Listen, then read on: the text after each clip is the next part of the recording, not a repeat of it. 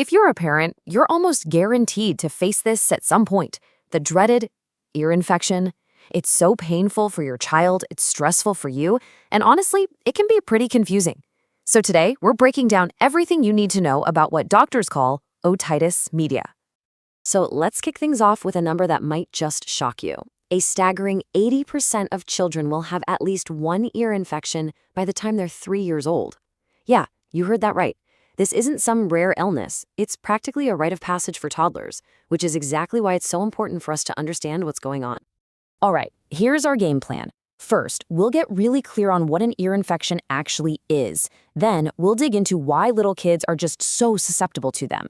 After that, we'll cover the key signs you need to watch for, the stages of an infection, and finally, we'll talk about how you can help prevent them and give the right care when one does pop up.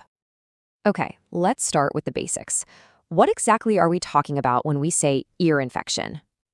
Well, the fancy medical term is otitis media, and all it really means is an infection or some inflammation right in the middle ear.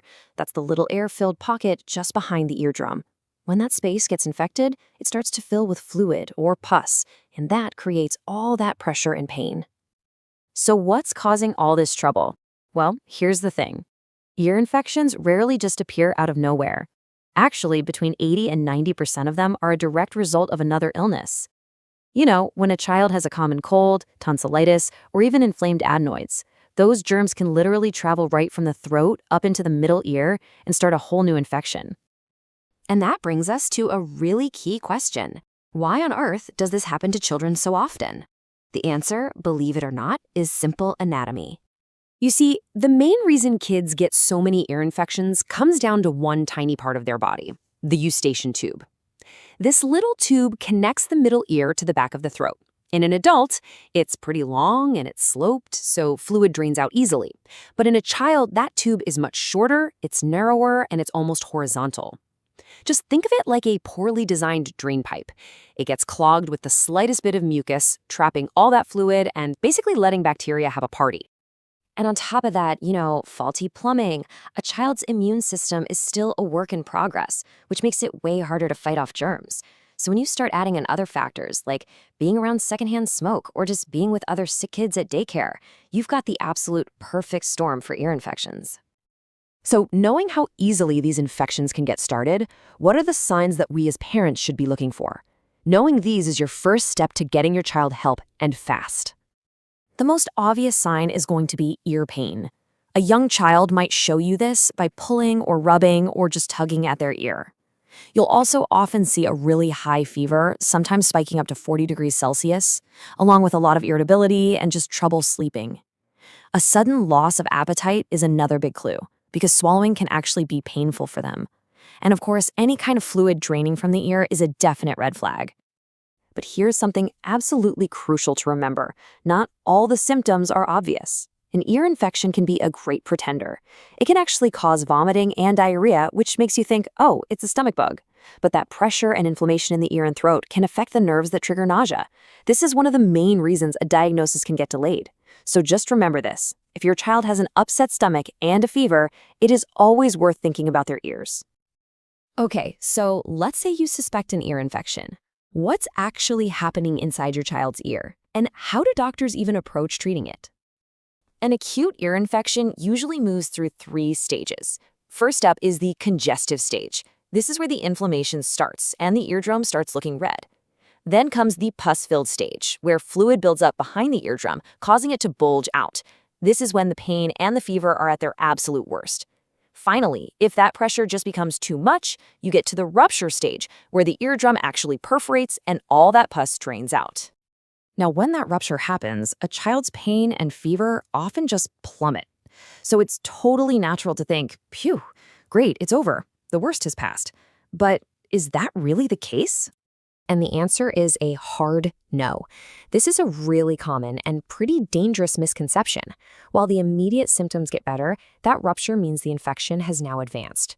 Without proper medical care at this stage, it's at a super high risk of becoming a chronic, recurring problem that's much, much harder to treat and can lead to long-term hearing issues.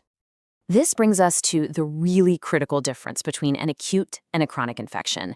An acute case is sudden and intense, right? But a chronic infection is one that just lingers for more than 3 months. And the symptoms change too. You might see less intense pain, but you'll see more persistent discharge and maybe even some hearing loss. And that's where the real danger is, the risk of permanent hearing damage. So, how can we avoid even getting to that scary chronic stage in the first place? Let's talk about prevention and the right way to care for your child. There are several simple, evidence-based things you can do. Breastfeeding for at least 6 months really helps build up a baby's immune system. If you're bottle feeding, always make sure the baby is sitting up, never lying flat, because that prevents milk from flowing back into those eustachian tubes. And of course, keeping kids away from secondhand smoke, practicing good hand hygiene, and staying on top of vaccinations. All of these are key protective measures. Now, if your child does get an infection, there's a lot you can do to make them more comfortable at home.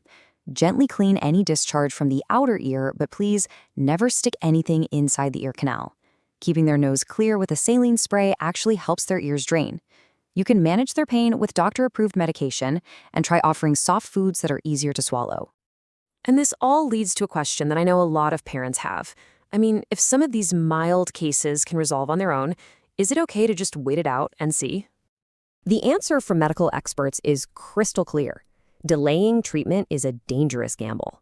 While the body might be able to fight off a minor infection, you're risking it becoming chronic, which can lead to some serious complications, like a permanently perforated eardrum, hearing loss, or even the infection spreading to other parts of the head. It's just not worth the risk. And to really bring this point home, let's listen to the words of Dr. Nguyen Thi Huong. She warns that a delay in treatment can lead to complications that don't just affect hearing, but can actually threaten a young child's life. The takeaway here couldn't be clearer. When it comes to your child's ears, don't guess and don't wait. Seeking professional medical advice is always the safest, smartest, and most effective choice you can make to protect their health. Health is the most precious gift. If this video helped you or someone you love, please like, subscribe, and share so more families can stay safe and healthy.